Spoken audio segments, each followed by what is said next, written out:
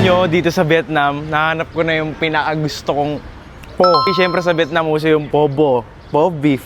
Par. Dito promotion pero napakasarap na ito. Thank you kay Shot, taga-video ko ngayon. Special beef po. 130 siguro.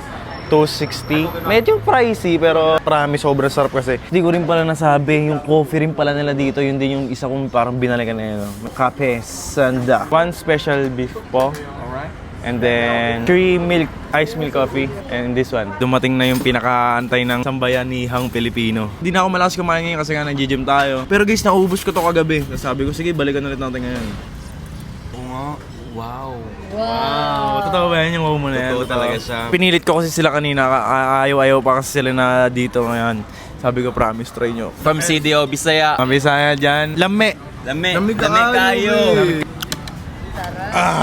Hindi na makapag-focus, sarap. Yung parang pinaka-side dish nila, sa atin kumbaga atsara, sa kanila ito, toge tsaka mga Thai basil.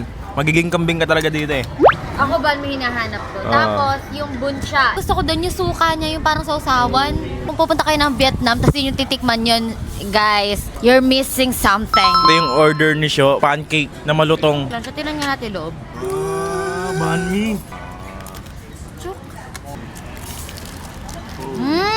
Yung tingin eh, alam ko na yung tingin, kahit di na magsalita, alam ko na. Grabe! Yung laman, parang nagko-compliment ka dun sa ano. Ay, grabe. Ako nga, parang nainggit na ako sa inyo ah. Oh, di ba sabi sa'yo? Ba't ngayon lang natin nalaman yan? I know, that's what I'm saying. Parang ganun yung gusto mo sabihin ng sarap. Masarap pagka ano. Guys, wala ka naman masabi. May pumahal dun sa amin. Dati wala lang siya, hindi siya walang kwenta, parang ganun, okay. Vietnamese food. Ngayon, may upuan na sa labas sa sobrang daming pila. Sisisi kami ngayon lang namin in order. Sana all nagsusubuan dun.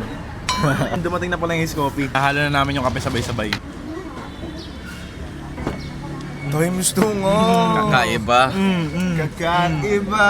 Kaya nagbibiro. Yung times sabi 2. naman times 2. Meron kaming nasarapan last night. Tapos sabi ni Terry, hindi times 2. Legit talaga. Legit guys, hindi na ako magtataka kung bakit sumisikat na yung Vietnamese food sa Pilipinas. Sold na sold, promise. Try nyo na pumunta rito sa Vietnam, hindi kayo magsisisi. Yung gilid nito, night market, bentan. Tara, kain nyo lang.